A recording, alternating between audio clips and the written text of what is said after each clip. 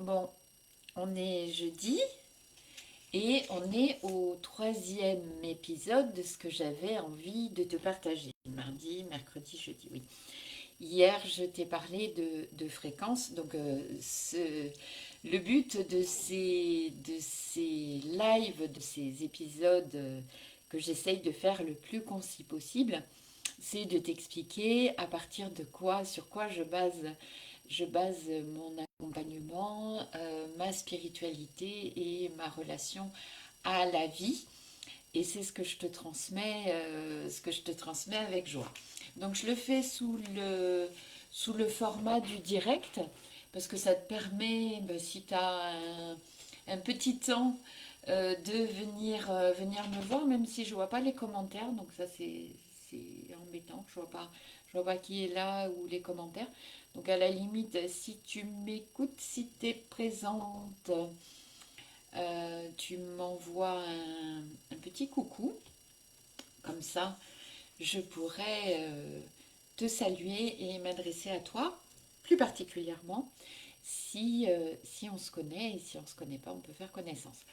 Donc, si tu regardes en replay, tu me notes replay et tu n'hésites pas à venir poser des questions ou échanger par rapport à ce que je te partage. Cette vérité ne concerne que moi et c'est juste une ouverture, une piste de réflexion pour toi, pour que tu puisses voir si ça te parle, si ça te parle pas, qu'est-ce qui se passe. Ah, je vois qu'il y a la bassine de mon linge sur le côté.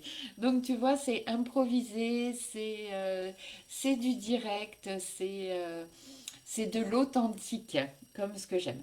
Donc, ce que j'avais envie de te raconter là aujourd'hui, euh, c'est on va aller voir qu'est-ce que j'entends moi par on attire ce à quoi on pense et ce qui nous fait peur.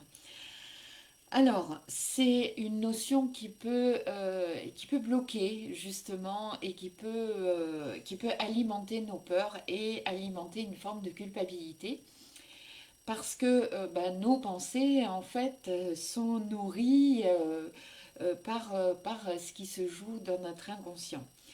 Et on pourrait voir, donc souvent les gens disent ah oui mais j'ai peur du rejet, je vais me l'attirer mais je ne sais pas comment ne plus avoir peur du rejet. Alors moi j'aborde la chose d'une façon totalement différente. C'est que je vais revenir sur la notion de fréquence que j'ai abordée hier, c'est qu'on a en nous donc des choses qui vibrent et qui vibrent pour attirer notre attention.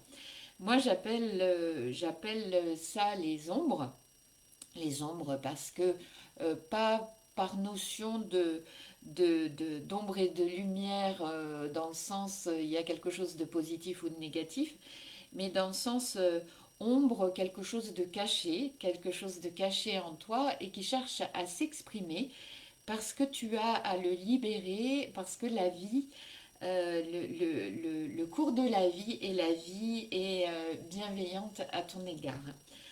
Donc ça cherche à s'exprimer, c'est pas réglé, donc ça peut être dans le transgénérationnel ou ça peut être chez toi également, ça peut être des conditionnements, ça peut être des traumas que tu as vécu. Donc il y a cette ombre qui se manifeste. Alors on va prendre l'exemple de la peur du rejet. Et donc, avec cette notion qui n'est pas forcément bien expliquée, tu vas te dire, si tu la comprends pas bien, oui, j'ai peur du rejet. Il faut que j'arrête d'avoir peur du rejet, que je me dise que je suis quelqu'un de bien, que je mérite d'avoir ma place, enfin tout ce qui découle de cette peur du rejet. Et donc, tu vas mettre en place des mécanismes avec ton mental qui n'ont rien à voir avec ce qui vibre à l'intérieur profondément. Et du coup, ça va être un cercle vicieux. Moi, je t'invite, quand on travaille ensemble, à ne pas avoir peur de cette ombre et de plutôt aller voir comment la vie te propose d'aller la contacter.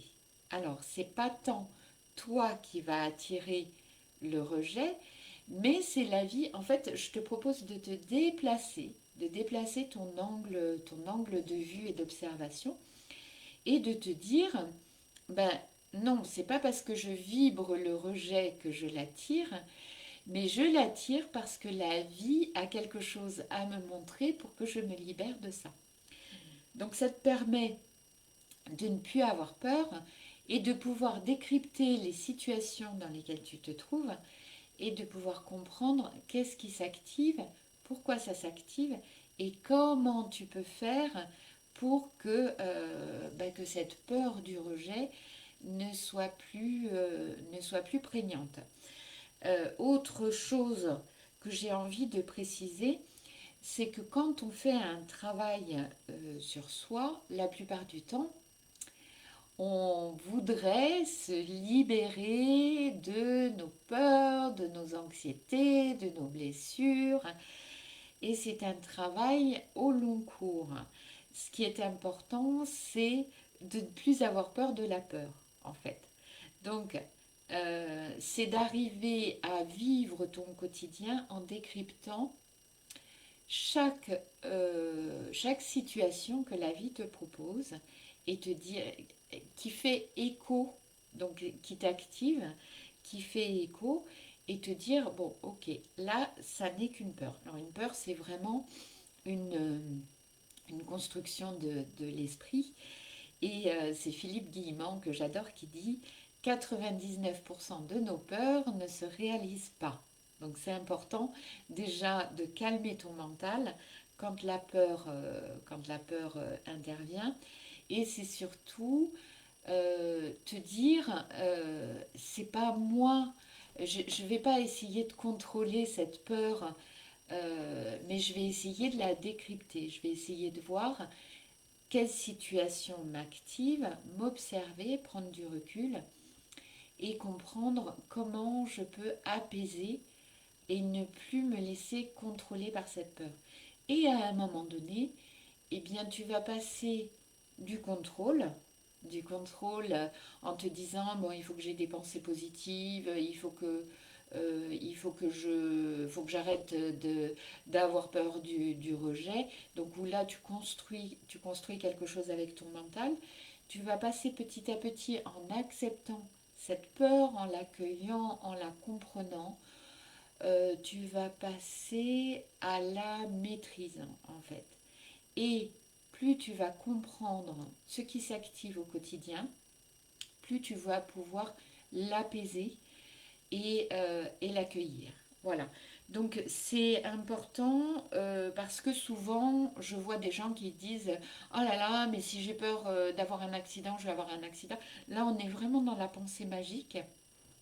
Et si tu te positionnes différemment par rapport à la vie, un peu comme si la vie en fait te proposait c'est un puzzle avec des pièces. Et la complétude, c'est arriver à rassembler toutes les pièces et ne plus avoir peur, comprendre, arriver à avoir une lecture de ton quotidien, des rapports avec les autres, pour pouvoir, euh, alors, pas négocier, mais accueillir tes ombres, les pacifier, vivre avec, et quand elles te renvoient un écho par rapport à ce que tu vis, c'est comprendre ce qui se passe et ne plus alimenter en fait avec une sorte d'énergie